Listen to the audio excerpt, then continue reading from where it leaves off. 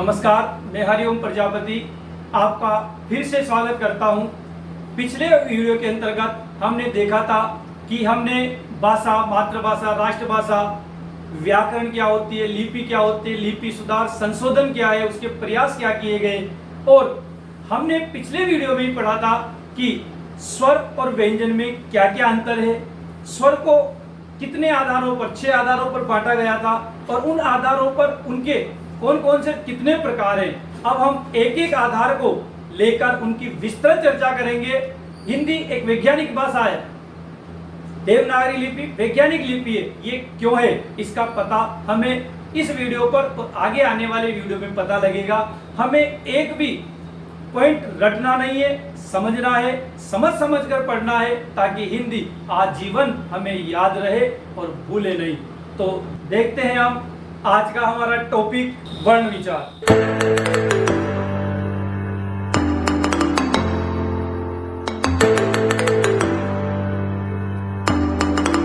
पिछले वीडियो में हमने पढ़ा था स्वरों का वर्गीकरण, 6 आधारों पर हमने विभक्त किया था। तो आज हम पहले आधार पर स्वर कितने प्रकार के होते हैं ये पढ़ते हैं। और पहला आधार क्या था? पहला आधार था मात्रा काल या बोलने में लगे समय के आधार पर। मात्रा काल या उच्चारण में लगे समय के आधार पर स्वर कितने प्रकार के बताए थे? 2 प्रकार के। 2 प्रकार के कौन कौन से बताए थे? एक तो है ह्रस्व स्वर और दूसरा था दीर्घ स्वर। इसे ह्रस्व स्वर कहा जाता है, लेकिन इसका सही उच्चारण ऋष्व होता है। जब भी कभी भी 2 व्यंजन एक साथ आते हैं तो आगे वाला जो व्यंजन होता है वो साइलेंट हो जाता है या उसकी आवाज़ नहीं आती है। हिंदी में भी एक विशेषता है, जैसे देखेंगे आप, इसमें ह है और ह के नीचे लगा हुआ है री, और री में भी र और ई होता है। तो अब आप देखिए, ह के र के आगे ह भी है, तो 2 व्यंजन यहाँ पर हैं, तो इस ह का उच्चारण नहीं होता। जैसे हम ऋतिक लिखते हैं लेकिन उसमें भी एच होता है, तो वो भी साइलेंट हो जाता है, उसका भी उच्चारण नहीं होता। जैसे आप देखिए, ये एक शब्द है, ये रक्षा, इसमें क की और श से षटकोण की आवाज आती है। रक्षा, देखिए आप, क की आवाज आ रही है। परीक्षा, लेकिन जब आप इस श को आगे लिखोगे तो इस क का जो क की आवाज है दब जाती है, समाप्त हो जाती है, इसको बोला नहीं जाता। जैसे देखिए आप, क्षमा, अब यहां पर क की आवाज नहीं आएगी। तो ध्यान रखिएगा, इसका सही उच्चारण है ऋष्व स्वर। क्या है? ऋष्व स्वर। अब ऋष्व स्वर क्या होते हैं, पहला हम इसको ही पढ़ते हैं। ऋष्व स्वर क्या होते हैं कि वे स्वर जिनके उच्चारण में एक मात्रा का समय लगता है या कम समय लगता है, उन्हें हम ऋष्व या ह्रस्व स्वर कहा जाता है। तो इसकी परिभाषा लिख लीजिए आप। वे स्वर जिनके उच्चारण में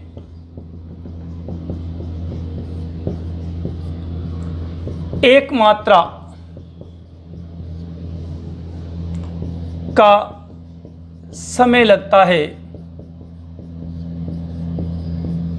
या कम समय लगता है, ये भी लिख सकते हो आप, कम समय लगता है। इनका एक और नाम है लघु स्वर, तो आप ये भी लिख सकते हैं, इन्हें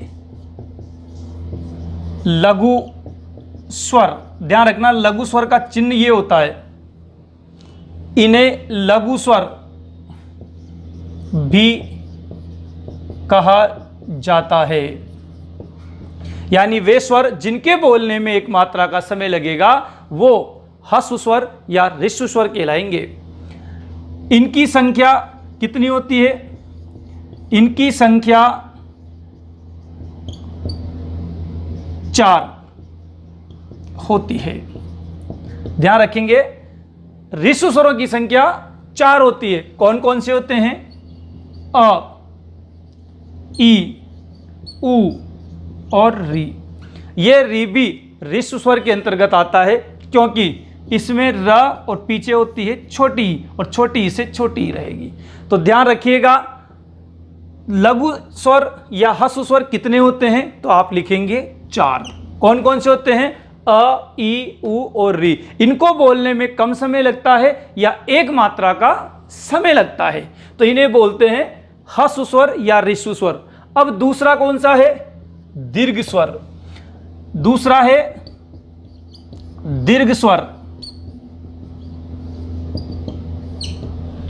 दीर्घ स्वर क्या होते हैं? दीर्घ स्वर वे होते हैं जिनके उच्चारण में ह्रस्व स्वरों से दुगना समय लगता है, यानी कि इनके उच्चारण में जितना समय लगता है उससे दुगना समय इनके उच्चारण में लगेगा, तो इन्हें दीर्घ स्वर कहा जाता है। और अगर आप छंद पढ़ेंगे तो इन दीर्घ स्वरों को ही गुरु स्वर के नाम से जाना जाता है, और इनकी मात्राएं 2 होती है। तो आप इसमें भी लिख सकते हैं दीर्घ स्वर क्या होते हैं? वे स्वर जिनके उच्चारण में अधिक समय लगता है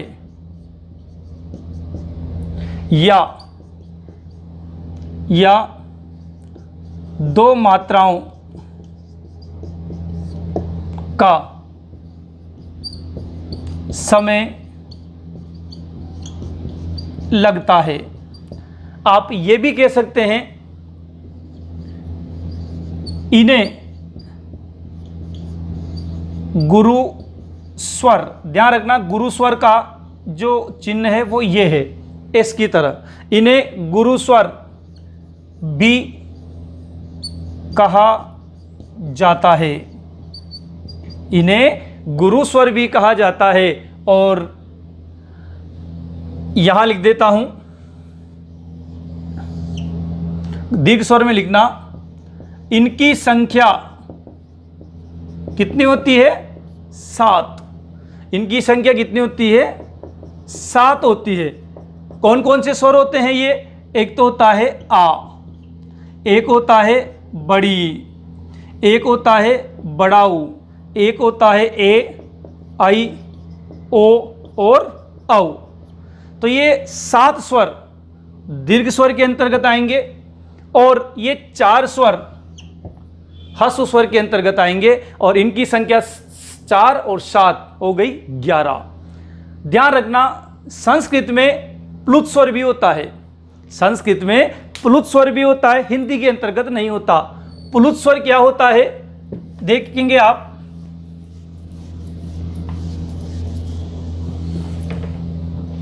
यहां लिख लेंगे, आप नोट लगा के लिखेंगे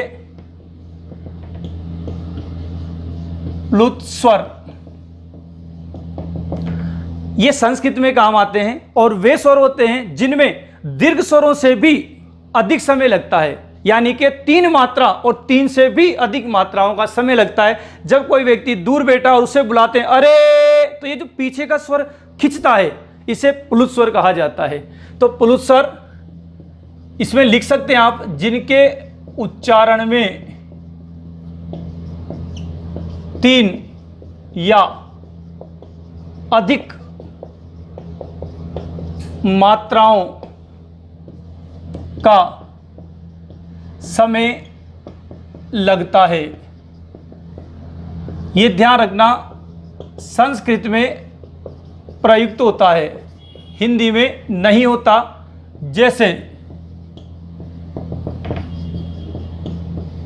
ओम, ऐसे लिखते हैं ओम, तो ये ओम जो होता है इसको ओ, आप स्वर को खींच रहे हैं तो ये, या किसी को दूर से बुलाने पर भी इसका प्रयोग किया जाता है। तो इन्हें उतार लीजिए। मात्रा काल या उच्चारण के आधार पर स्वर 2 प्रकार के बताए, ह्रस्व स्वर और दीर्घ स्वर। प्लुत स्वर संस्कृत में चलता है। अब है दूसरा आधार है अपने, दूसरा आधार बताया था बनावट या रचना या निर्माण या व्युत्पत्ति के आधार पर स्वर।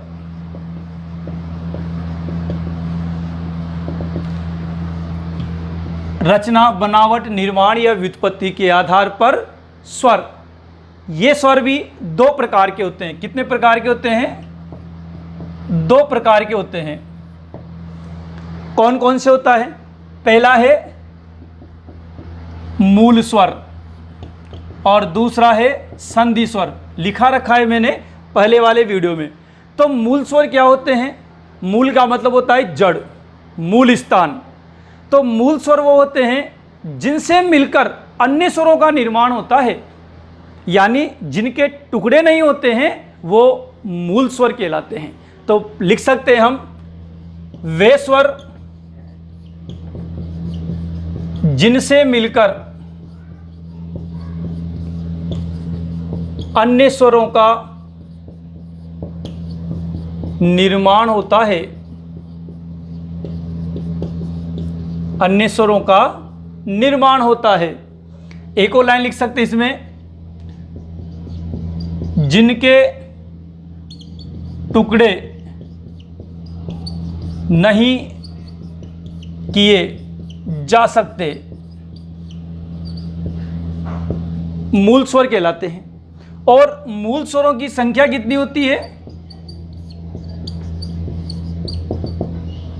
मूल स्वर होते हैं 4। वही 4 होते हैं, कौन कौन से? अ, ई, उ और री। अब आप सोच रहे होंगे सर ये तो दीर्घ स्वर, ये तो ह्रस्व स्वर हैं। दीर्घ स्वर और ह्रस्व स्वर के समय भी अपन ने पढ़े थे और मूल स्वर भी यही है।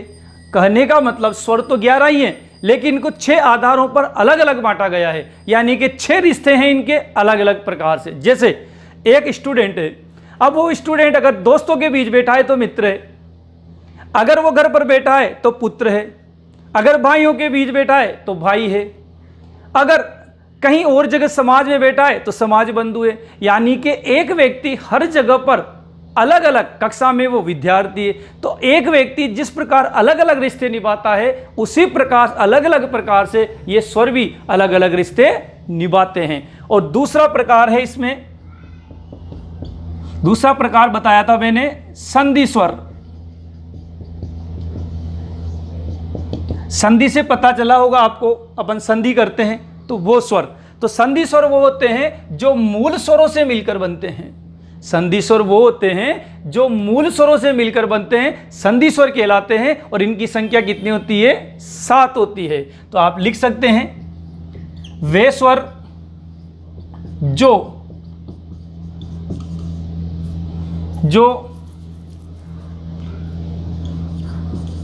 मूल स्वरों से मिलकर बनते हैं तथा इनके टुकड़े भी किए जा सकते हैं। इनकी संख्या 7 होती है। कौन कौन सी संख्या होती है? 7।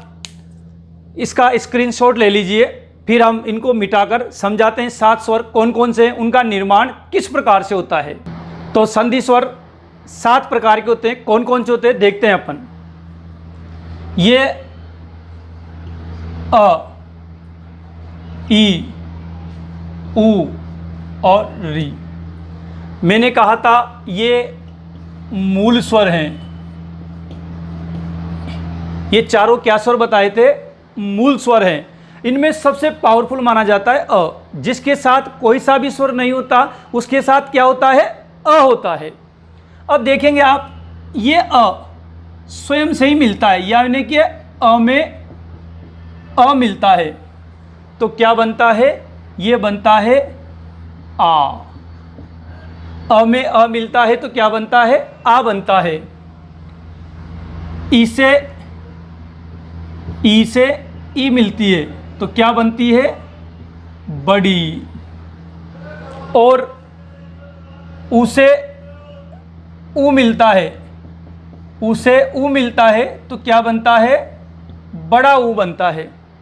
अब देखिए आपस में मिल लिए, ये री का कोई योगदान नहीं होता क्योंकि ये र के साथ मिला होता है, इस वजह इसके साथ कोई नहीं मिलना चाहता। मिलेंगे आगे गुण संधि में और यण संधि में तो वो बता देंगे। अब ये अ क्या कहता है कि मैं एक बार इससे मिलना चाहता हूं, तो ये अ इस ई से मिलता है और ये अ और ई मिलकर ए बनाता है। ये अ और ई मिलकर क्या बनाता है, ए बनाता है। ये ए ही क्यों बनता है, इसका भी कारण है, रटना नहीं है, इसका कारण है थोड़ी देर बाद बताता हूं मैं कि अ और ई मिलकर ए ही क्यों बना। अब ये अ एक बार और इस प्रोडक्ट से भी मिलता है तो ये अ प्लस ए बराबर आई, ये आई में बदल जाता है। अब इससे बड़ा अपने यहाँ स्वर नहीं होता है, इस कारण ये अ की निगाह अब किस पर आती है, ऊपर पड़ती है। तो ये अ अब ऊ से भी मिलता है तो ये अ प्लस ऊ, ये दोनों मिलकर बनाते हैं ओ, ये ओ बनाते हैं ये। अब ये अ इस प्रोडक्ट से एक बार फिर मिलता है तो अ प्लस ओ बराबर औ।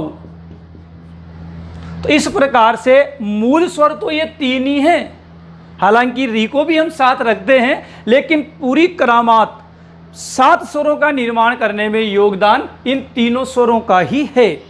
जिस प्रकार 3 रंग मिलते हैं और 3 रंगों को मिलकर इंद्रधनुष के रंग और भी अनेक रंग बन जाते हैं, उसी प्रकार इन 3 स्वरों से मिलकर ही इन 7 स्वरों का निर्माण हुआ है। कुछ विद्वान संधि स्वर के भी 2 टुकड़े करते हैं। ये जो तीनों हैं, 2 प्रकार का बताया था संधि स्वर, ये जो तीनों हैं ये तीनों दीर्घ स्वर कहलाते हैं। दीर्घ स्वर क्या होते हैं, समान स्वर मिलकर जो बनते हैं उन्हें दीर्घ स्वर कहा जाता है। लेकिन अगर आपसे पूछा जाए कि दीर्घ स्वरों की संख्या कितनी होती है तो फिर आप 7 ही लिखेंगे। इसके पहले हमने मात्रा काल के आधार पर कहा था, यानी दीर्घ स्वर तो वो होते हैं जिनमें 2 मात्राओं का समय लगता है। तो लेकिन दीर्घ संधि के अंतर्गत ये आते हैं, आपको पता हो तो दीर्घ संधि में री का भी आता है, लेकिन री से बनने वाले शब्द केवल संस्कृत में प्रयुक्त होते हैं, हिंदी में प्रयुक्त नहीं होते। इस कारण हम री वाले स्वर इसके अंतर्गत नहीं रखते। तो संधि के कारण इन तीनों से बनने वाले शब्दों को दीर्घ संधि के अंतर्गत रखा जाता है और इन्हें दीर्घ स्वर कहा जाता है।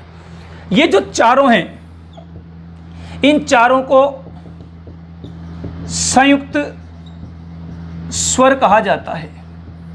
संयुक्त स्वर, आपसे पूछा जाए संयुक्त स्वर कितने होते हैं तो आप लिखोगे संयुक्त स्वरों की संख्या 4 होती है।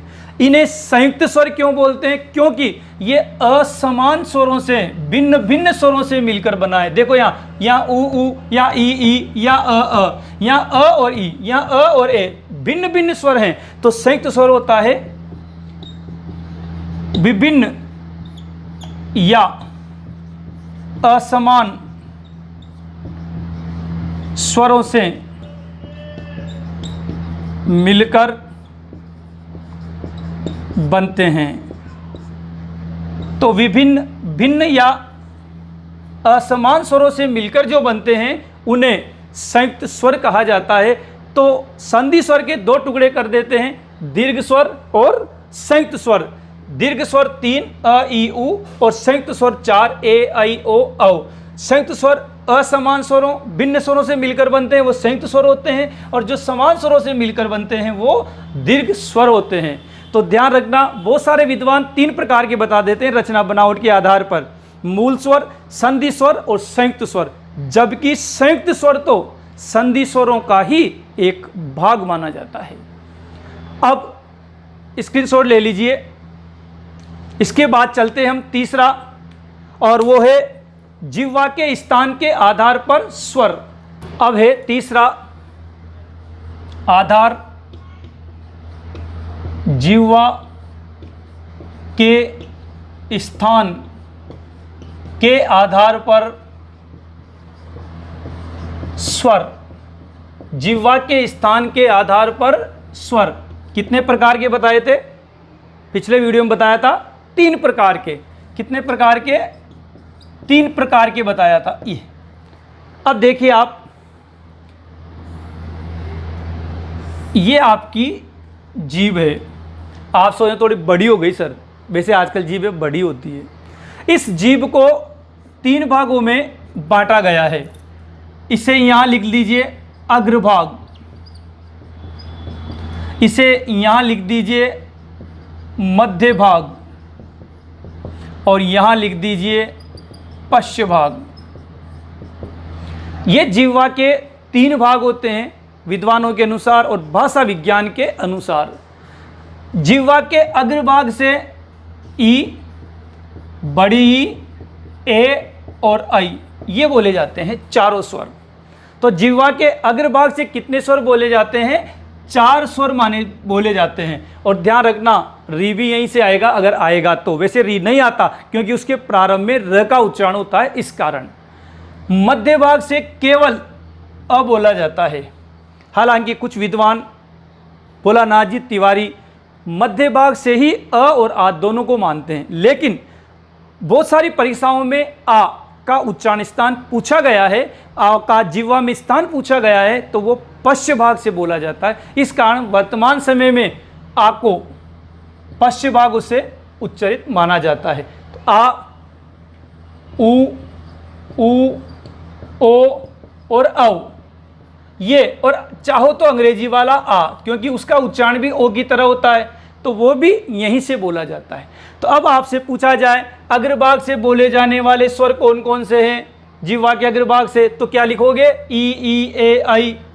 जिह्वा के मध्य भाग से बोला जाने वाला स्वर अ, और जिह्वा के पश्च भाग से बोले जाने वाला स्वर आ, उ, ओ, औ, और अंग्रेजी का आ। मैंने थोड़ी देर पहले बताया था कि अ और ई मिलकर ए बनता है। देखेंगे आप, ये एक रोड है, इस रोड से आप ई पर या ई पर जाना चाहते हैं। ये सीधा रोड है। अब अगर आप अ से ई पर जाना चाहते हैं तो बीच में पड़ने वाले ए का प्रभाव होगा। ब्रेकर है तो ब्रेकर तो आएगा ही आएगा, क्योंकि इस घर पर तो प्रभाव पड़ेगा ही पड़ेगा। संधि का मतलब होता है कि बीच में अवरोध न हो जब 2 वर्ण मिले तो। अब आप देखेंगे, उदाहरण बताता हूं मैं आपको। अ और ई मिलकर ए क्यों बनता है इसका बताता हूं। देखेंगे, एक शब्द है स्व और एक है इच्छा। स्व में व में अ है, ये अ, और पीछे है ई। ये अ और ये ई दोनों मिलते हैं तो ये अ यहां पर है और ये ई पर जाना चाहता है, तो दोनों के बीच का घर क्या है? ए। ये उच्चारित हो जाता है। और ये ए की मात्रा, जो भी प्रोडक्ट यहां बनेगा वो प्रोडक्ट हमेशा व में यहां ही जुड़ेगा। ध्यान रखना, जो भी इन दोनों से मिलकर यहां प्रोडक्ट बनता है वो हमेशा इसी में जुड़ता है। तो देखेंगे आप क्या बना, स तो जहां की जहां, व में ए मिला तो क्या हो गया? वे। ई से ई कट जाता है, क्या बचा? च बचा, ये च, और ये छा बचा, छा। क्या हो गया? स्वेच्छा। अब आप इस शब्द को ऐसे न लिखकर ऐसे लिख दीजिए, स्व इच्छा। ऐसे कैसे मिला दीजिए? अ और ई को ए मत बनाइए। अब इन दोनों का उच्चारण कीजिए, ये बोलो स्वेच्छा। बिल्कुल भी अवरोध नहीं आ रही, बिल्कुल भी रुकावट नहीं आ रही। इसको बोलो स्व इच्छा। आपको ई बीच में रुकना पड़ रहा है, क्योंकि अ के बाद ई पर जाएंगे तो पहले ए का घर पड़ेगा और ये उच्चारित होता है। आपने देखा होगा, बहुत सी बार हमसे बुलवाते हैं कि बोलो चंदू के चाचा ने चांदी की चम्मच से चटनी चटाई, या खड़ग सिंह के खड़गने से खड़कती है खिड़की। हम क्यों नहीं बोल पाते? बहुत सी बार गलती क्यों हो जाती है? क्या बोलना चाहते हैं, मुख से क्या निकल जाता है? वो इस वजह से निकलता है क्योंकि हमारी जीवा जहां जाना चाहती है वो वहीं जाएगी। अगर आप उसे अपनी मर्जी से ले जाना चाहते हैं तो हमें रुकना पड़ेगा, समय देना पड़ेगा। तो यहाँ पर रुकावट आती है इन दोनों के बीच, क्योंकि अ और ई मिलकर ए बनता है। तो यहाँ पर रुकावट है, लेकिन इसमें रुकावट बिल्कुल नहीं है, क्योंकि आपने डायरेक्ट अ के बाद क्या बना दिया, ए बना दिया। तो कहने का मतलब जब यहां से यहां जाओगे तो बीच में पड़ने वाला अवरोध आएगा और जिह्वा इसी को ही उच्चारण करेगी, इसका उच्चारण नहीं करेगी। आप बहुत सारे विद्वजन यहाँ पे विराजमान हैं, आप ये भी सोच रहे होंगे कि सर अ और आ के बाद उ आने पर ओ बनता है, जबकि ओ तो इन दोनों के बीच में पड़ ही नहीं रहा, ओ तो पीछे आता है। बहुत अच्छा सोच सकते हो आप, बिल्कुल अ और उ मिलकर ओ बनता है, मुझे पता है ये बात, लेकिन यहां पर ये कंडीशन लागू नहीं हो रही, यहां पर ये कंडीशन लागू नहीं होती। कैसे नहीं होती आप देखेंगे। ये आपका मुख है, ये जो मुख है, इस मुख में देखेंगे आप, जब हवा फेफड़ों से ऊपर आ गई और मध्य तक आ गई तो वो हवा वापस नहीं जाएगी, वो हमेशा आगे ही निकलेगी। कहने का मतलब जब हवा फेफड़ों से आ गई तो चाहे मुंह से निकले, चाहे नाक से या किसी और जगह से, लेकिन निकलेगी जरूर। तो जिह्वा यहां आने के बाद रिटर्न वापस नहीं जाएगी। तो यहां पर रूल दूसरा लगता है। क्या लगता है, आप बोल के देखना। आपके होठों पर कोई प्रतिक्रिया नहीं है, आप बोलेंगे ऊ, पूरे होठ गोल हो गए आपके। अब बोलेंगे ओ, आधे होठ गोल हो गए। तो अ का मतलब है होठों पर कोई प्रतिक्रिया नहीं, यानी बंद होठ। ऊ का मतलब पूरे होठ, यानी पूरे होठ गोल हो रहे हैं। ओ यानी कि आधे होठ। कहने का मतलब ये है कि ये बंद होठ है, ये पूरा होठ है और ये आधा होठ है। अब आप देखेंगे जब आप बंद होठ से पूरे होठ पर जाएंगे तो पहले आधा खुलेगा, फिर बाद में ही पूरा खुलेगा। कहने का मतलब आप गेट खोलते हैं तो गेट एकदम से पूरा नहीं खुलेगा, पहले क्या खुलेगा, पहले आधा खुलेगा। तो बंद होठ के बाद जब आप पूरा होठ खोलना चाहेंगे तो पहले आधा होठ खुलेगा। देखो कैसे, पर प्लस उपकार, यहां आया अ यानी कि बंद होठ, ये उ यानी कि पूरा होठ। तो बंद होठ से पूरा होठ पे जाएंगे तो पहले क्या बनेगा, ओ बनेगा, आधा होठ। तो यहां पर ये ओ इस र में जुड़ेगा तो क्या हो गया, परो। उ से उ कट गया, जो बचा एजीटी लिख दो, प का र, तो क्या हो गया, परोपकार। अब आप ऐसा करिए, इसको बोलिए, पर उपकार। ये संधि है, ये संयोग है। संयोग में रुकावट आएगी, संधि में नहीं आएगी। आप बोल के देख लीजिए, परोपकार, और ये है पर उपकार। तो यहां रुकना पड़ रहा है, देखो आप, पर उपकार। यहां रुकावट आ रही है आपके बोलने पर, क्योंकि जिह्वा को बंद होठ जो है, आधे होठ, वो रोकना पड़ रहा है, इस कारण। अग्रभाग से बोले जाते हैं ई ए आई, और मध्य भाग से बोला जाता है ओनली अ, और पश्चिम भाग से बोला जाता है आ, उ, ओ, औ, और अंग्रेजी वाला आ। हिंदी एक वैज्ञानिक भाषा है, ये ऐसे ही नहीं बन जाते कि याद कर लो अ और ई मिलकर ए बनता है, नहीं। अ और आ के बाद यदि आप ई पर जाना चाहते हैं तो बीच में पड़ने वाला अवरोध आपको लिखना पड़ेगा, रुकावट लिखनी पड़ेगी, नहीं तो आपकी जिह्वा फ्लो के साथ एक ही क्रम में नहीं बोल सकती, क्योंकि यहाँ रुकावट आएगी। तो अब आप समझ गए होंगे, और भी ज़्यादा चर्चा करेंगे आगे जो जो आता जाएगा। अब आप लिखेंगे नीचे, क्या लिखेंगे, वैसे तो लिखने की जरूरत नहीं है, आप अपने आप समझ गए, फिर भी देखिए आप लिखोगे 1 नंबर, अग्र स्वर कौन कौन से होते हैं, ई, ए और आई। दूसरा मध्य स्वर केवल अ एक होता है, और तीसरा है पश्च स्वर आ, उ, बड़ा उ, ओ और औ। और अंग्रेजी के आ को कोष्टक में लिखना, ये तो मजबूरी है हमारी कि पढ़ना पड़ रहा है, ये तो मजबूरी है हमारी कि पढ़ना पड़ रहा है, इस कारण। नहीं तो क्योंकि अंग्रेजों को अलग ही रखो, तो आ, उ, ओ और औ ये सब पश्च स्वर होते हैं। मध्य स्वर होता है केवल एक अ, और अग्र स्वर होता है ई, ए और ऐ।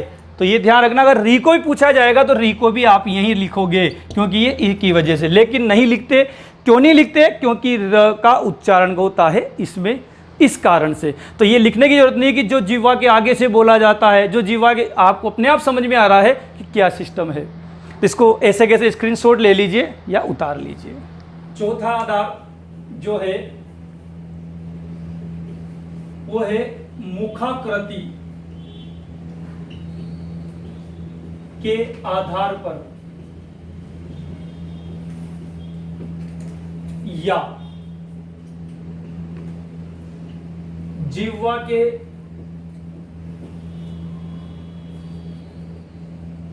व्यवहित भाग के आधार पर। इसके पहले 3 आधार आपने पढ़े थे। पहला आधार था मात्रा काल के आधार पर 2 प्रकार के स्वर, ह्रस्व और दीर्घ। दूसरा था रचना बनावट के आधार पर 2 मूल स्वर, संधि स्वर। संधि स्वर फिर 2 प्रकार के, दीर्घ और संयुक्त स्वर। इसके बाद तीसरा पढ़ा था जिह्वा के स्थान के आधार पर। अब चौथा है मुखाकृति, मुख की आकृति के आधार पर या फिर जिह्वा का व्यवहित भाग के आधार पर। जिह्वा का व्यवहार कैसा है, ऊपर वाले जबड़े के साथ या नीचे वाले जबड़े के साथ। आप लोगों ने पढ़ा होगा संवृत स्वर, विवृत स्वर, अर्ध संवृत, अर्ध विवृत स्वर। परीक्षाओं में बहुत सी बार पूछा भी गया है और अक्सर याद करते हैं, रटते हैं तो भूल जाते हैं। इनकी एक ट्रिक है, एक विधि है, देखेंगे आप। ये आपकी जिह्वा के ऊपर का भाग है, जो मैंने जस्ट इसके पहले बताया था कि जिह्वा के 3 भाग होते हैं, अग्रभाग, मध्य भाग और पश्च भाग। इन पर आप उन स्वरों को वापस लिखो। देखिए याद है या नहीं है आप लोगों को, बताइए। आगे से कौन कौन से बोले जाते हैं स्वर? ई, बड़ी ई, ए और आई, याद है। मध्य से कौन सा बोला जाता है? केवल अ बोला जाता है, याद है। इसके बाद यहां से बोला जाता है पश्च से आ, उ, बड़ा उ, ओ और औ, और अंग्रेजी का आ, ये यहां से बोला जाता है।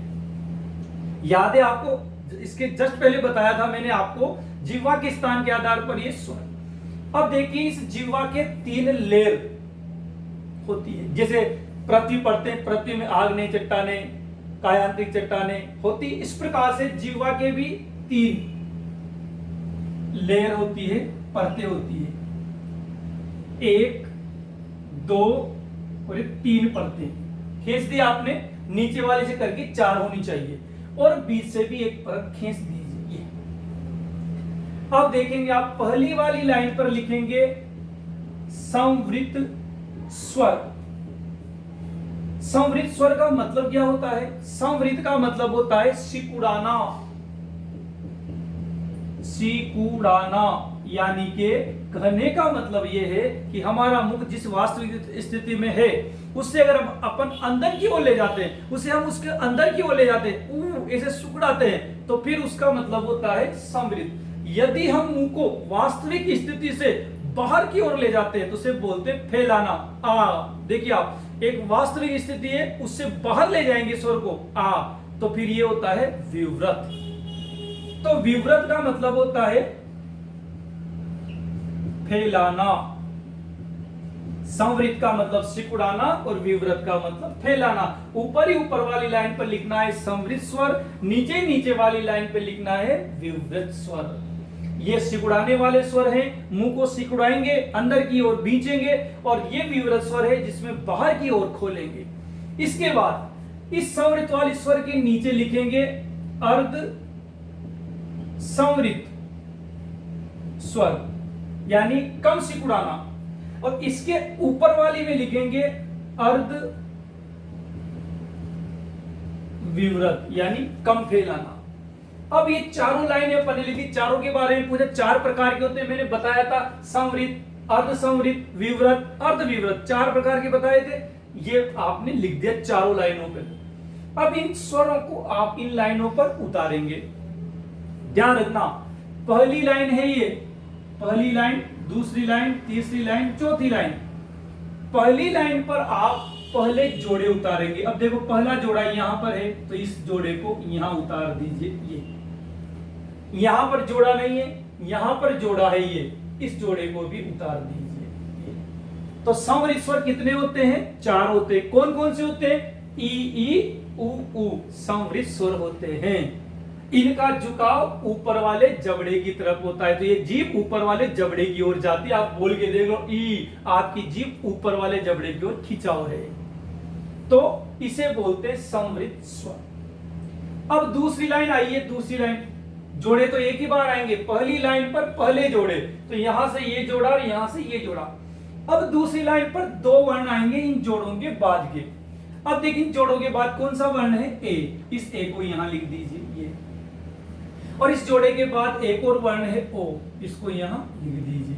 तो ये दोनों स्वर अर्ध स्वर होते हैं। यानी दूसरी लाइन पर 2 वर्ण आएंगे, पहली लाइन पर पहले जोड़े आएंगे। अब तीसरी लाइन पर 3 स्वर आएंगे। तीसरी लाइन 3 ही आनी चाहिए। अब तीसरी लाइन 3 कौन कौन से आएंगे? जो बचे उनको लिख दो ए।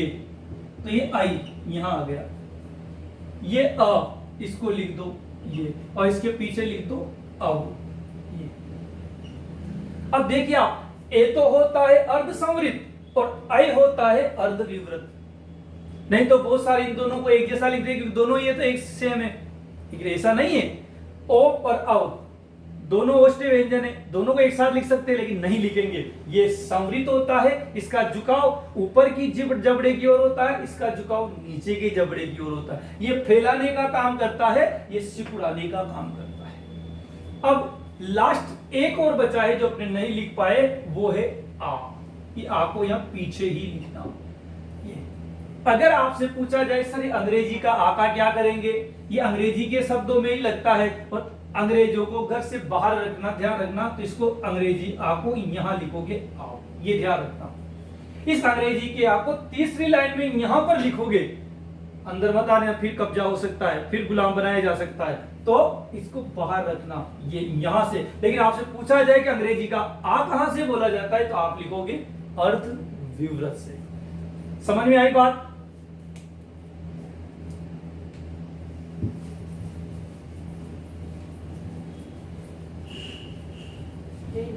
अब आप सोच रहे होंगे कि सर ने मिटा दिया, लिखने का तो अवसर ही नहीं दिया। वापस एक बार फिर समझते हैं कि मैंने क्या समझाया था। देखिए आप वापस एक बार, ये आपकी जिह्वा बताई थी मैंने। जिह्वा को कितने भागों में बांटा था? 3 भागों में बांटा था। कौन कौन से भाग हैं? अग्रभाग, मध्य भाग, पश्च भाग। बताओ अग्रभाग से कौन कौन से स्वर बोले जाते हैं? ई, ए और आई, याद है? मध्य से कौन सा बोला जाता है? और पश्च से कौन सा बोला जाएगा?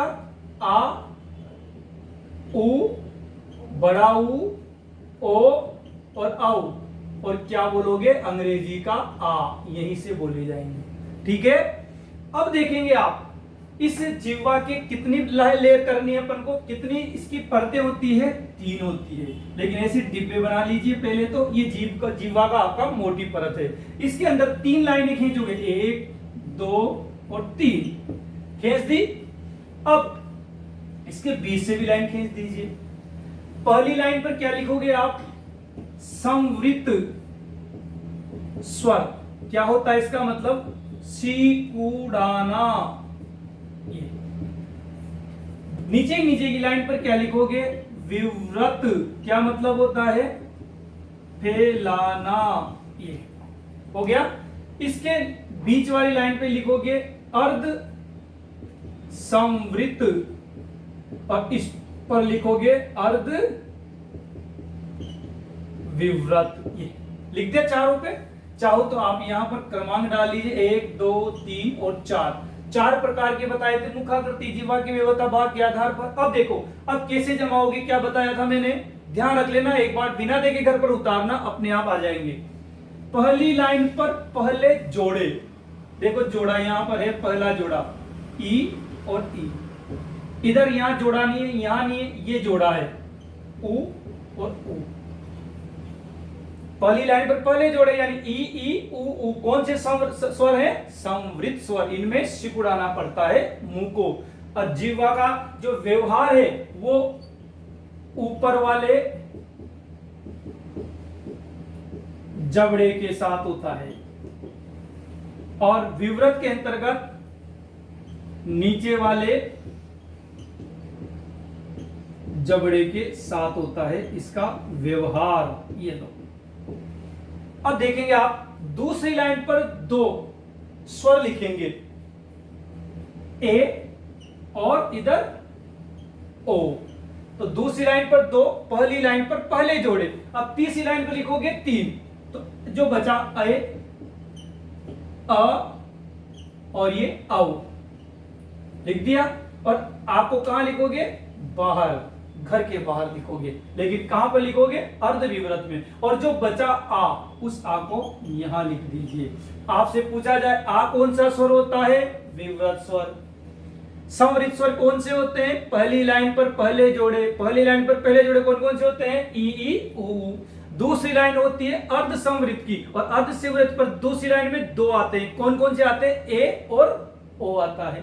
तीसरी लाइन पर तीन स्वर आते हैं। तीसरी लाइन पर तीन कौन कौन से आते हैं? अ आता है, अ आता है और औ आता है। तो याद रहेगा, लिखाने की जरूरत नहीं है कि ये इसमें सिकुड़ाना पड़ता है, इसका व्यवहार ऊपर वाले जबड़े के साथ है। करके सीखने का सिद्धांत है ये, इसे रटोगे नहीं, समझोगे, एक बार बिना देखे उतारोगे तो अपने आप समझ में आ जाएगा। हिंदी है, रटना नहीं पड़ेगा, सीखना पड़ेगा केवल। इसको उतार लीजिए, स्क्रीनशॉट ले लीजिए। चौथा आधार पढ़ा था मुखाकृति के आधार पर। अब पांचवा आधार है ओष्ठाकृति के आधार पर। ओष्ठाकृति, ओष्ठाकृति के आधार पर स्वर कितने प्रकार के बताए थे? दो प्रकार के। कौन कौन से बताए थे? देखिए आप, पहला बताया था वृत्ताकार या व्रतमुखी या गोलाकार। वृत्ताकार या व्रतमुखी या गोलाकार, तो ये कौन से स्वर होते हैं? नाम से पता लग रहा होगा, जिनके उच्चारण में ओष्ठ यानी होठ गोल हो जाते हैं। ओष्ठ या होठ गोल हो जाते हैं, वृत्ताकार, व्रतमुखी या गोलाकार कहलाते हैं। संख्या कितनी होती है इनकी? इनकी संख्या होती है 4। कौन कौन से होते हैं? उ, बड़ा उ, ओ और औ। ये चारों स्वर व्रतमुखी, वृत्ताकार या गोलाकार कहलाते हैं। अब दूसरा प्रकार है अवृत्ताकार। अवृत्ताकार या आवृत मुखी भी कहा जाता है इन्हें, या अगोलाकार। अब इनकी परिभाषा नाम से पता लग रहा है, वैसे लिखने की जरूरत नहीं है, लेकिन फिर भी लिख सकते हैं आप। जिनके उच्चारण में ओष्ठ गोल न होकर चपटे होते हैं, यानी जब इनका उच्चारण करेंगे तो होठ गोल ना होकर चपटे होते हैं, तो वो कौन से हैं? इनकी जो संख्या है, या तो शेष स्वर कह सकते हो आप, शेष स्वर, या फिर संख्या बताओगे 7। शेष स्वर कौन कौन से हैं? अ, आ, ई, ए, आई, और ध्यान रखना एक री। री को मैंने सबसे पीछे अलग इस वजह से लिखा है क्योंकि इसमें ई की तरह उच्चारण होता है, वैसे इसमें आगे की ध्वनि र होती है, इस कारण इसको नहीं गिना जाता। बहुत से विद्वान केवल संख्या 6 की मानते हैं 7 के स्थान पर, लेकिन जब स्वर 11 है तो फिर इसका भी 7 देना पड़ेगा, इसको भी 7 रखना पड़ेगा। इस कारण वृत्ताकार, व्रतमुखी या गोलाकार स्वरों की संख्या 4 और अवृत्ताकार या अवृतमुखी या अगोलाकार स्वरों की संख्या होती है 7। तो ये हुआ पांचवा आधार। ओष्ठाकृति के आधार पर 2 प्रकार के होते हैं, व्रतमुखी और अवृतमुखी, या वृत्ताकार या अवृत्ताकार। वृत्ताकार के अंतर्गत 4 उ ओ औ, और अवृत्ताकार के अंदर जो बचे शेष 7 वो सब इसके अंतर्गत आते हैं। अब इसके बाद छठा लास्ट आधार है उच्चारण स्थान के आधार पर। पांचवा आधार पड़ा ओष्ठाकृति के आधार पर। अब छठा आधार है उच्चारण स्थान के आधार पर। उच्चारण स्थान के आधार पर स्वर। उच्चारण स्थान के आधार पर भी स्वर हमने 2 प्रकार के बताए थे। कितने प्रकार के बताए थे? 2 प्रकार के। अब देखेंगे आप कौन कौन से थे 2 प्रकार। पहला है अनुनासिक स्वर। अनुनासिक का मतलब है मुंह के साथ साथ नाक से भी उच्चारित होते हैं, यानी वे स्वर जो मुंह के साथ साथ नाक से भी बोले जाते हैं अनुनासिक स्वर कहलाते हैं। तो ऐसे कौन से स्वर हैं? तो ध्यान रखिएगा, प्रत्येक स्वर अनुनासिक भी होता है और प्रत्येक स्वर निर्नुनासिक भी होता है। तो ये स्वर अनुनासिक कब बनते हैं? स्वर अनुनासिक जब बनते हैं जब उनके ऊपर चंद्र बिंदु लगा दिया जाता है। तो चंद्र बिंदु लगे हुए स्वरों को अनुनासिक कहा जाता है और बिना चंद्र बिंदु लगे स्वरों को निर्नुनासिक या अननुनासिक कहा जाता है। तो आप एक लाइन लिखेंगे इसके अंतर्गत, वे स्वर जिनका उच्चारण मुख व नासिका दोनों से होता है, अनुनासिक अनुनासिक स्वर कहलाते हैं। एक और लाइन इसमें लिखेंगे, इन्हें चंद्र बिंदु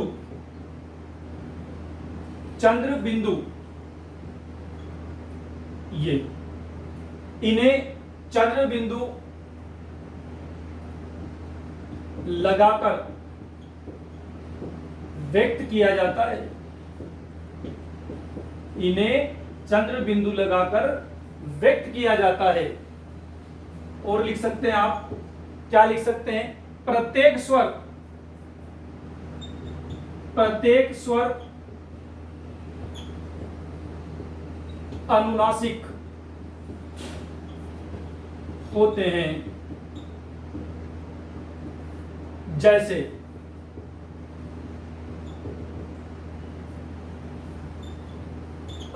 ये आ, ई, उ, री, ए, आई, ओ और औ। आप सोच रहे होंगे सर ई में, ए में, ओ में और औ में, इनमें आपने चंद्र बिंदु नहीं लगाया, केवल बिंदु लगाया है। हाँ, आचार्य नरेंद्र देव बनाम उत्तर प्रदेश सरकार ने यह भी कहा था कि जिन स्वरों के ऊपर या जिन अक्षरों के ऊपर शिरोरेखा होती है और शिरोरेखा के ऊपर अगर कोई मात्रा निकलती है तो चंद्र बिंदु लगाना संभव न हो तो केवल बिंदु लगाकर भी आप चंद्र बिंदु का काम कर सकते हैं। जैसे देखना आप, ये तो यहां पर एक चंद्र बिंदु होता है, लेकिन हम ऐसे नहीं लिखते। कैसे लिखते हैं? हम लिखते हैं ऐसे, मैं, ये। तो यहां होता चंद्र बिंदु है लेकिन लगाया क्या जाता है? केवल बिंदु लगाया जाता है। जैसे देखो आप, हैं ऐसे लिखेंगे। जैसे पढ़ेंगे, ये ध्यान रखना, शुद्ध पढ़ेंगे ये है। बहुत सी बार क्या करते हैं, यहाँ के बजाय हम इस चंद्र बिंदु को यहाँ पे लगा देते हैं और वो गलत हो जाता है। पढ़ के अंतर्गत एंगे प्रत्यय जुड़ता है। जब भी किसी क्रिया को भविष्य काल की क्रिया बनाते हैं तो उसमें एंगे, एंगी और एंगा ये प्रत्यय लगता है। तो पढ़ेंगे, तो ये चंद्र बिंदु है, लेकिन यहाँ पर हम केवल बिंदु लगा रहे हैं क्योंकि शिरोरेखा के ऊपर कोई मात्रा है। तो ये सुधार किया गया था लिपि के अंतर्गत कि यदि शिरोरेखा के ऊपर कोई मात्रा हो और चंद्र बिंदु लगाना संभव न हो तो केवल मात्रा लगाकर भी आप चंद्र बिंदु का काम कर सकते हैं। जैसे लिखेंगे, लिखते नहीं ये लिखेंगे ऐसे, तो ये चंद्र बिंदु है। आप लिखते हैं ईंट, तो यहाँ चंद्र बिंदु होना चाहिए, लेकिन यहाँ पर केवल बिंदु लगाकर भी काम किया जाता है। तो यदि शिरोरेखा के ऊपर कोई मात्रा हो, चंद्र बिंदु लगाना संभव न हो तो केवल बिंदु लगाकर भी आप चंद्र बिंदु का कार्य कर सकते हैं। दूसरा है उच्चारण स्थान के आधार पर, दूसरा है अनुनासिक, अननुनासिक या निर्नुनासिक, अननुनासिक या निर्नुनासिक, यानी कि वे स्वर जिनका उच्चारण केवल मुख से होता है, नासिका से नहीं होता। आप टुकड़े कर सकते हैं चाहो तो, अन प्लस अनुनासिक, यानी अनुनासिक में तो चंद्र बिंदु लगता है, लेकिन अन का मतलब होता है नहीं, यानी कि चंद्र बिंदु नहीं लगे। तो चंद्र बिंदु नहीं लगेगा तो क्या होगा, केवल वो मुख से बोले जाएंगे। यहां पर भी आप निर प्लस अनुनासिक कर सकते हैं, तो ये भी यहां पर हो जाएगा टुकड़ा। तो क्या लिख सकते हैं आप, वे स्वर जिनके उच्चारण में केवल मुख का प्रयोग होता है, वे स्वर जिनके उच्चारण में केवल मुख का प्रयोग होता है, निर्नुनासिक या अनुनासिक स्वर कहलाते हैं। कितने होते हैं आप लिख सकते हैं, प्रत्येक स्वर अनुनासिक या निर्नुनासिक होते हैं। प्रत्येक स्वर अनुनासिक या निर्नुनासिक होते हैं। स्क्रीनशॉट ले लीजिए। प्रत्येक स्वर लिखते हैं अपन,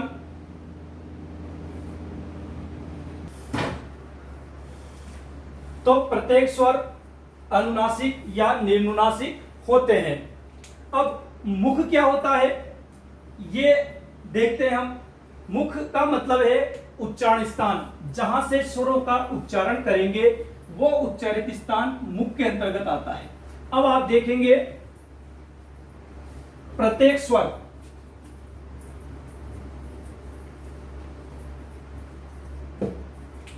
प्रत्येक स्वर में अ, आ, ई, बड़ी, उ, री, ए, आई, ओ और औ, ये निर्नुनासिक स्वर हैं। निर्नुनासिक स्वर हैं, यानी कि इनके ऊपर चंद्र बिंदु नहीं लगा हुआ है। तो मुख क्या होता है ये देखेंगे आप। ईश्वर ने हमें जो मुख दिया है उस मुख के अंतर्गत 5 स्वर स्थान दिए हैं जहां से हम उच्चारण करते हैं। देखिए आप, मुख की आकृति ऐसी होती है, फेफड़ों से हवा आती है, तो इसके अंतर्गत 5 स्थान ईश्वर ने हमें दिया है। कौन कौन सा? सबसे नीचे यहां पर होता है कंठ, ये इसके जस्ट ऊपर चलते, ध्यान रखेंगे जब हम बोलते हैं तो हवा नीचे फेफड़ों से आती है, तो इनका उच्चारण भी नीचे से ही किया जाता है, लेकिन जमाया ऐसे जाता है। यानी कि कहने का मतलब यह है कि नीचे ही नीचे से बोला जाने वाला व्यंजन सबसे पहले लिखा जाता है, तो इनका क्रम नीचे से जमाया जाता है, ये ध्यान रखना है। तो कंठ, इसके ऊपर चलते हैं तो इसे बोलते हैं तालु। ये तालु से बोले जाने वाले तालव्य कहलाते हैं। इसके ऊपर चलोगे तो ये जो कठोर भाग होता है इसे बोलते हैं मूर्धा। क्या बोलते हैं? मूर्धा। अब जब आप नीचे से चल रहे हो तो आप बताइए पहले होठ आएंगे या पहले दांत आएंगे? नीचे से चल रहे हो तो पहले क्या आएंगे? दांत आएंगे। जब आप नीचे से चल रहे हैं तो पहले क्या आएंगे? दांत आएंगे, और दांतों से बोले जाने वाले दंते कहलाते हैं। तो ये एक अंग और है, दांत। इसके बाद एक और उच्चारण अवयव है ओष्ठ, ये होठ। इस प्रकार से ईश्वर ने हमें 5 स्थान दिए हैं जहां से हम उच्चारण करते हैं स्वरों का और व्यंजनों का भी। मैं आगे व्यंजनों को और ज्यादा वैज्ञानिक तरीके से बताऊंगा, याद करने की जरूरत नहीं है। तो अब आप देखेंगे इन 5 स्थानों से ही हम उच्चारित करते हैं, चाहे स्वर हो चाहे व्यंजन हो। कौन कौन सा कहां कहां से बोला जाता है वो देखिए। अब आप देखेंगे सबसे पहला अ और आ, ये अ और आ कंठ से बोले जाते हैं। कहने का मतलब देखिए आप, नीचे ही नीचे से पहले पहले के स्वर बोले जाते हैं। इसके बाद अब नीचे से ऊपर चलते हैं तो क्या आया? तालु आया। और इधर से कौन से बोले जाएंगे? ई और ई। तो ये ई और ई का उच्चारण स्थान क्या है? तालु। सेकंड ग्रेड 2016 के अंतर्गत भी ये प्रश्न पूछा गया था कि ई का उच्चारण स्थान क्या है। और थर्ड ग्रेड के अंतर्गत और पटवारी, रीड में, इनमें एसआई में बहुत सारी बार प्रश्न पूछा जा चुका है, तो याद करना है इनको। तो तालु से कौन कौन सा स्वर बोला जाता है? ई और ई। सबसे पहले कंठ से क्या कहता है? अ और आ। इसके बाद आता है मुर्दा, लेकिन न तो कोई मुर्दा से बोला जाता है हमारे, न कोई दांत से बोला जाता है। ऐसा स्वर नहीं है जो मुर्दा और दांत से प्रयुक्त होता है। लेकिन देखिए आप, मुर्दा से र व्यंजन बोला जाता है। मुर्दा से कौन सा व्यंजन बोला जाता है? र व्यंजन बोला जाता है। और हमारा जो ये री है, इस री में आगे र आता है और पीछे ई आता है। तो र और ई का प्रयोग होने के कारण हमारा ये री कहां से बोला जाता है? मूर्धा से बोला जाता है। तो री का उच्चारण स्थान क्या होगा? मूर्धा। क्यों होगा? क्योंकि र का उच्चारण मूर्धा से होता है, ई का तो तालु से होता है, लेकिन ई की वजह से नहीं, आगे की ध्वनि क्या होती है? र। इस वजह से इसे मूर्धा में रखा जाता है। तो ध्यान रखना, मूर्धा से बोला जाने वाला स्वर है री। दांत से कोई स्वर नहीं बोला जाता। अब देखिए आप, अपने पास जो बचा ऊ और ऊ, ये बोले जाते हैं ओष्ठ से, यानी होठों से बोले जाते हैं। बहुत बड़ा योगदान है। तो सबसे पहले वाला नीचे नीचे प्रथम से, तो सबसे नीचे से बोला जाता है पहले अक्षर दो। फिर उसके बाद तालु से बोला जाता है ई और ई। और फिर उसके बाद मुर्दा और दांतों से कुछ नहीं बोला जाता, लेकिन मुर्दा से र की वजह से री को बोला जाता है, ये ध्यान रखना। और इसके बाद ऊ और बोला जाता है ओष्ठ से। अब आप सोच रहे होंगे सर इनका क्या होगा? इनका क्या होगा? देखिए आप, ये चारों कौन से स्वर हैं? बताया था मैंने आपको, संयुक्त स्वर। क्या है ये? संयुक्त स्वर। और बताइए संयुक्त स्वर क्या होते हैं? याद है? अभी कल ही पिछली क्लास में पढ़ा था हमने। संयुक्त स्वर वो होते हैं जो दो भिन्न भिन्न स्वरों से मिलकर बनते हैं या असमान स्वरों से मिलकर बनते हैं, तो वो संयुक्त स्वर कहलाते हैं। तो ये जब दो असमान स्वरों से मिलकर बने हैं तो इनका उच्चारण स्थान एक कैसे हो सकता है? देखेंगे आप, ये ए किससे मिलकर बना है? बताएं आप। ये बना है अ से और ई से। बताया था मैंने कल, ये इसके इन दोनों के बीच में इसका घर आता है, बताया था। अब अ का उच्चारण स्थान क्या है? बताएं। कंठ। ये प्लस ई का उच्चारण स्थान क्या है? तालु। ये तो ये ए का उच्चारण स्थान इन दोनों को मिलाकर बनेगा, तो ए का उच्चारण स्थान क्या होगा? कंठ तालु। क्या उच्चारण स्थान होगा ए का? कंठ तालु। ये ध्यान रखना। तो ए कहां से बोला जाता है? ऐ कहां से बोला जाता है? इन दोनों का उच्चारण स्थान है कंठ तालु। अब आप सोच रहे होंगे कि सर ये तो ऐ है और ये जो ऐ है इसका टुकड़ा होता है अ प्लस ए, ये टुकड़े होते हैं इसके, और ए का मतलब है कंठ तालु, बताया मैंने ये। और ये अ का मतलब क्या होता है? कंठ। ये लेकिन ये गणित नहीं है कि कंठ प्लस कंठ बराबर कंठ स्क्वायर, ऐसा नहीं होता। ये एक ही कंठ दिया ईश्वर ने हमें, तो ध्यान रखना इस ए का भी कंठ तालु ही होगा। तो ए और ऐ का उच्चारण स्थान क्या होगा? कंठ तालु होगा। इसी प्रकार देखिए ओ और औ, ये ओ किन किन स्वरों से मिलकर बनता है? अ से और उ से बताया था। अब अ का उच्चारण स्थान क्या है? कंठ, ये हो गया। उ का उच्चारण स्थान क्या है? ओष्ठ, ये होष्ट हो गया। तो कंठ और ओष्ठ को जोड़ो तो क्या हो जाएगा? कंठोष्ठ। तो ओ का उच्चारण स्थान क्या होगा? कंठोष्ठ। जब ओ का उच्चारण स्थान भी कंठोष्ठ है तो फिर औ का उच्चारण स्थान भी क्या होगा? कंठोष्ठ ही होगा। अब देखिए आप, सबसे नीचे नीचे कंठ है और कंठ से बोला जाता है पहले स्वर, इसके बाद तालु से बोला जाता है ई और ई, इसके बाद मूर्धा से बोला जाता है री, और उ बोला जाता है ओष्ठ से। ये चारों संयुक्त स्वर हैं, इस कारण इनमें संयुक्त ही अवयव काम आएंगे, उच्चारण स्थान काम आएंगे। तो ए बोला जाता है अ से और ई से, तो अ का मतलब कंठ और ई का मतलब तालु, तो ए और ऐ ये दोनों बोले जाएंगे कंठ तालु से। तो ए और ऐ का उच्चारण स्थान क्या होगा? कंठ तालु। ओ और औ का उच्चारण स्थान क्या होगा? तो ये ओ किससे बोला जाता है? अ से और उ से। अ का उच्चारण स्थान कंठ और उ का उच्चारण स्थान ओष्ठ, तो कंठ और ओष्ठ मिलकर क्या हो गया? कंठोष्ठ। तो ओ और औ का उच्चारण स्थान होगा कंठोष्ठ। समझ में आ जाएगी बात? देखिए आप, मिटाता हूं मैं, आप चाहें तो इनके उच्चारण स्थान यहां पर लिख सकते हैं, ये लीजिए। वैसे तो ये समझ में आ गया होगा आपको, ज्यादा बढ़िया आया होगा, फिर भी देखिए आप, अ और आ, इसका उच्चारण स्थान क्या होगा? कंठ होगा। ई और ई का उच्चारण स्थान क्या होगा बताओ? तालु होगा। बिना देखे देखिए, री, री में आगे र आता है, इसका उच्चारण स्थान क्या होगा? मूर्धा हो गया। उ और उ का उच्चारण स्थान क्या होगा? ओष्ठ, ये ओष्ठ होगा। और ए और आई का उच्चारण स्थान क्या होगा बताओ? कंठ तालु। कंठ तालु क्या हो, क्यों होगा? क्योंकि ए अ और ई से मिलकर बनता है। ओ और औ का उच्चारण स्थान क्या बताओगे?